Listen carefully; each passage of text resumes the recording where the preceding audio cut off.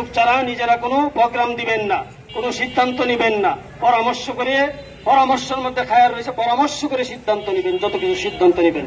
এখন পুলিশের মনোবল ভাঙ্গার জন্য চক্রান্ত চলতেছে আমাদের পার্শ্ববর্তী এলাকা থেকে, বুঝে আসছে।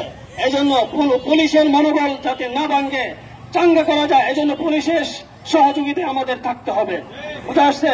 প্রশাসনের সহযোগিতায় আমাদের থাকতে হবে, সেনাবাহিনীর সহযোগিতায় থাকতে হবে।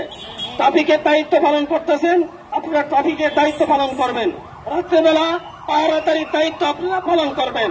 কোন অবস্থায় যাতে জনগণ বঞ্চিত না হয়, লাঞ্ছিত না হয়, সর্ব অবস্থায় নিরাপত্তার সাথে জনগণের পাশে থাকবেন।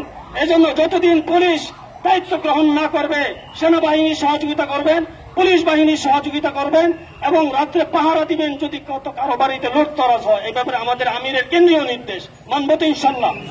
আল্লাহ তাআলা আমাদের সবাইকে তৌফিক দান করুন, সকলের জন্য দোয়া করি। এবং যখনই কর্মসূচি ঘোষণা করা হবে, জান মাল নিয়ে আমরা আগায় আসতে পারি। আমার ভাই বলছেন আবু সাঈদের থেকে আজকে মুসলমান কষ্ট লাগে, অন্যদের থেকে আমাদের শিক্ষা নিতে হয়, বুঝে আসছে।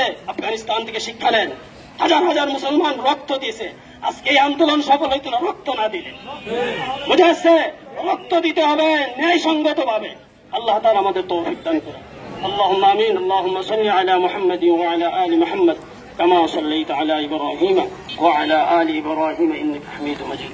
রব্বুল আলামিন, এই আমাদের দিনী বন্ধুরা, সাথীরা, কর্মীরা, জিম্মাদাররা, তার হাজারো কাজ ফেলে এতে তোমার জমিনের মধ্যে ইসলাম হুকুমত কায়েম করার জন্য মানুষের ধর্ম বর্ণ নির্বিশেষ সকলের অধিকার আদায় করার জন্য, এই দেশ থেকে দুর্নীতিকে প্রতিহত করার জন্য, রোধ করার জন্য অক্লান্ত পরিশ্রম করে যাচ্ছে আমাদের আমিরগণ।